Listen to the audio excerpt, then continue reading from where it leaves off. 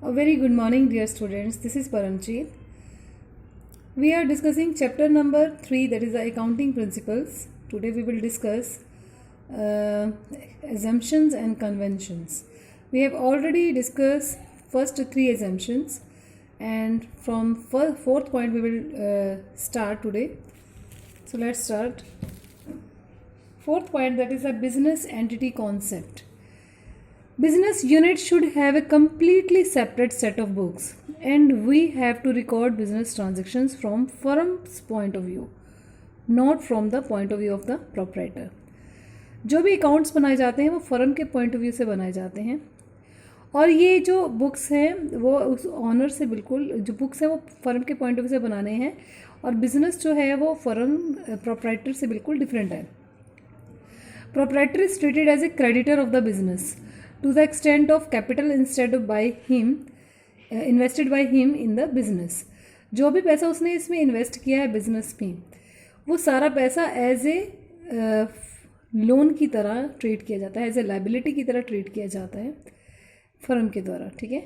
Capital is treated as a liability of the firm because it is assume that the firm is borrowed funds from its own proprietor instead of borrowing it from outside parties. ठीक है. तो ये एक तरह से liability है, and जो firm है वो इंटरेस्ट ऑन कैपिटल इस पे अलाउ भी करती है, जो कि एज ए एक्सपेंस माना जाता है, जिसको प्रॉफिट एंड लॉस अकाउंट में से चार्ज किया जाता है, ट्रीट किया जाता है.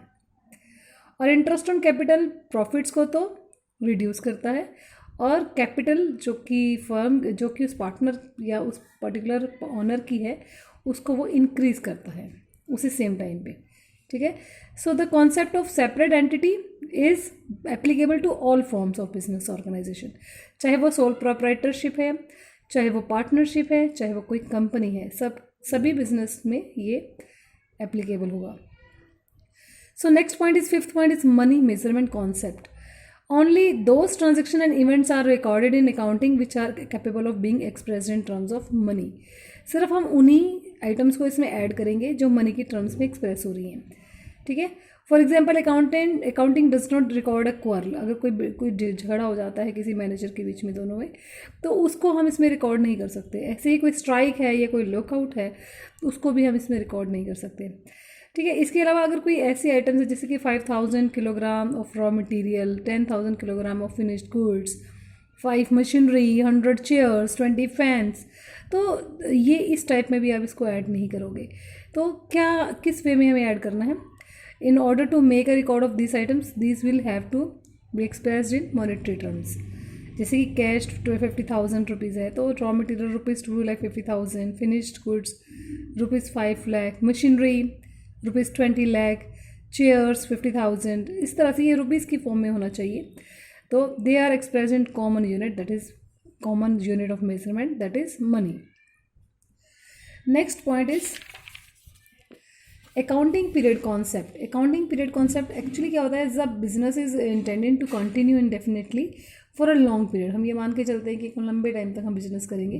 तो ट्रू रिजल्ट जो है वो एक्चुअल में बिजनेस का जो है operations can be ascertain only when the business is completely wound up. वो हमें तभी पता चलेगा जब हम उस बिजनेस को वाइंड अप करेंगे उसका.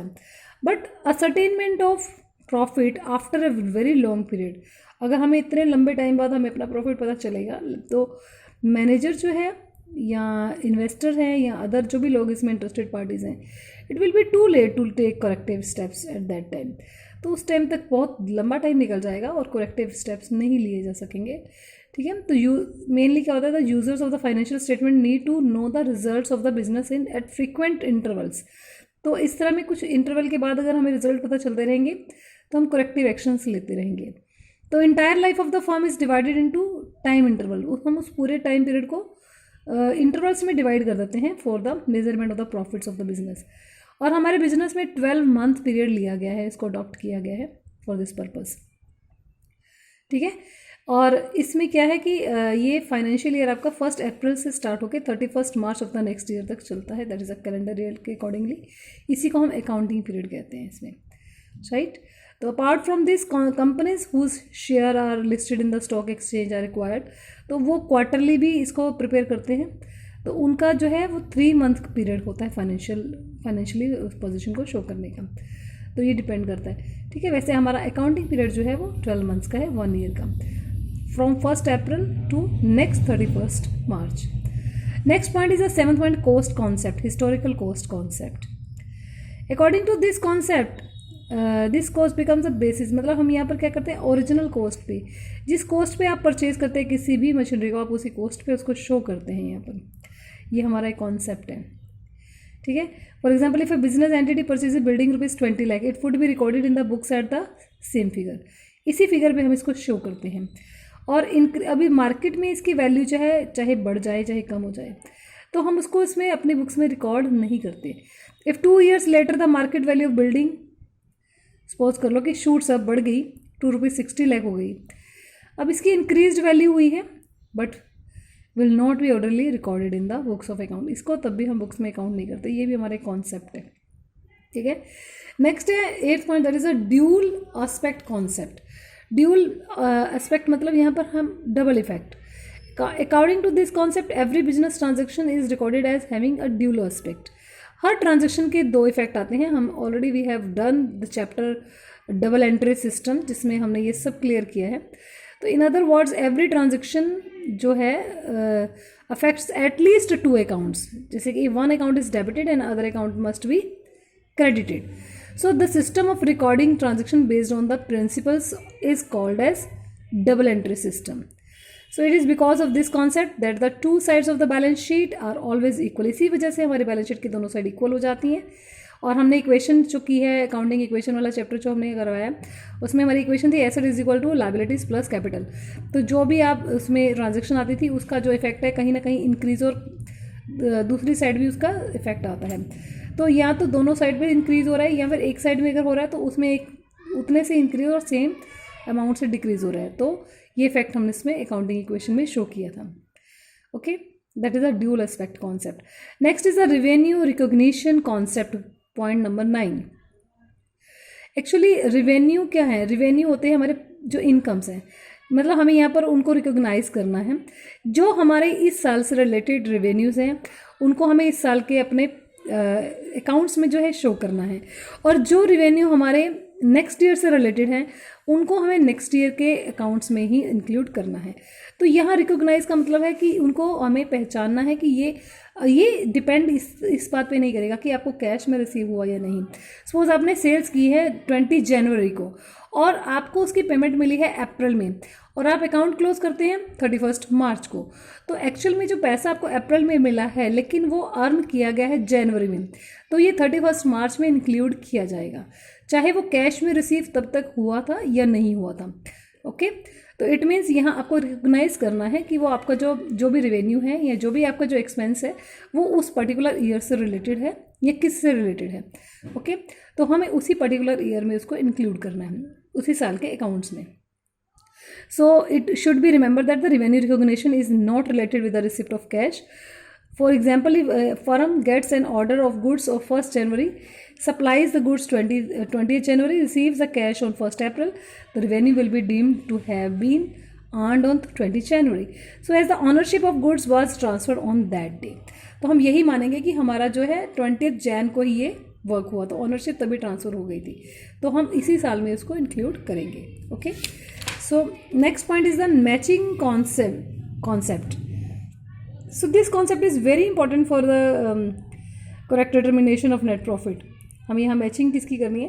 क्योंकि हम क्या करते हैं, जो भी हमारे टोटल रेवेन्यूज आते हैं, जितनी भी हमारी इनकम्स होती हैं, हम उन्हीं इनकम्स में से अपनी सारी कॉस्ट को जो है वो मैच करते हैं।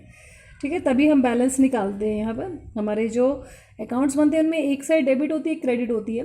एक तरफ हमारी सारी इनकम्स आएंगी प्रॉफिट एंड लॉस अकाउंट में, और एक तरफ हमारे सारे एक्सपेंसेस आ जाएंगे, और हम उन्हीं इनकम्स में से उन एक्सपेंसेस को मैच करते हैं, यानी कि उसमें से ही हम उसको चार्ज करते हैं। So according to this concept, if in determining the net profit from business or operations, all costs which are applicable to revenue of the period should be charged against that revenue. जो भी वो सारे खर्चे हैं, उन सभी को हम उन रेवेन्यूज में से चार्ज करते हैं। According for matching cost with revenue, first revenue should be recognise, सबसे पहले आपको रेवेन्यू रिकॉग्नाइज करने हैं कि इनकम कौन कौन सी है, और उसके बाद आपको कॉस्ट जो इनकर्ड हुई है, जनरेट की हैं, that revenue should be recognise, उनको रिकॉग्नाइज करना है, ठीक है। तो ऐसे फॉर एग्जाम्पल व्हेन एग्जाम्पल कह सकते हैं इसको, या फिर आप कुछ पॉइंट्स है इसको आप कंसिडर करेंगे। When an item of revenue is included in the profit and loss account, all expenses incurred on it whether paid और नॉट, चाहे वो पे किए गए या नहीं किए गए, हम उसको इंक्लूड करेंगे, वो इससे उस साल से जब रिलेटेड है तो it should be shown as expenses in the profit and loss account. So on the basis of principles, outstanding expenses हैं, चाहे अभी आपने पे नहीं किए पर वो इसी साल से रिलेटेड हैं, आप उसको ऐड उसमें करेंगे, ठीक है। तो though the not paid in cash are shown in the profit and loss account, तब भी वो प्रॉफिट एंड लॉस अकाउंट में आप उसको शो करेंगे, ओके। अगर नेक्स्ट ईयर से रिलेटेड है, फॉर एग्जांपल जैसे व्हेन सम एक्सपेंसेस से insurance premium is paid partly for the next year also, तो the part relating to next year will be shown as an expense only next year and not this year, वो अगले साल का खर्चा है तो हम उसको नेक्स्ट ईयर में ही ऐड करेंगे, ओके, क्लियर है। Next point is the 11th point, objectivity concept. So this concept requires the accounting transaction should be recorded in an objective manner, free from personal bias of the either management or accountant। कोई भी इसमें prepare करे, कोई भी person prepare करे, जो result है वो सेम आने चाहिए, जो अकाउंट्स है वो सेम बनने चाहिए, यानी कि सेम कॉन्सेप्ट्स को आपने या सेम रूल्स को आपको उसको सेम फॉर्मेट आपको उसमें यूज़ करने हैं। It is possible only when each transaction is supported by verifiable documents. इसका मतलब ये तभी पॉसिबल है जब वेरीफिएबल डॉक्यूमेंट्स हैं, वाउचर्स हैं, ठीक है। इनको हम एविडेंस के रूप में यहाँ पर अपने पास रखते हैं, जिससे कि आपके रिजल्ट ऑलवेज सेम रहेंगे। इसमें आपके पास मेन आते हैं cash memos, invoices, sales bills, pay in slip, correspondence agreement etcetera. ये सब हम अब जो मैं इसके बाद नेक्स्ट चैप्टर आपको करवाने वाली हूँ उसमें ये सब टॉपिक आपके पास आएंगे। ये सारे हमारे पास जो है रेवेन्यू, ये जो है एविडेंस हैं, okay. For example when the goods are purchased for cash, the transaction must be supported by cash receipt for money paid, and if the goods are purchased on credit, the transaction must be supported by a copy of invoice challan.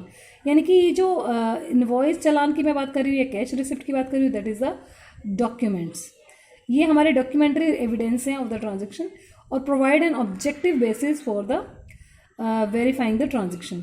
So objectivity is one of the reason for adopting the historical cost as the basis of recording accounting transactions, because cost actually paid for an assets, okay. So these were the concepts, 11 concepts. So thank you so much, have a nice day.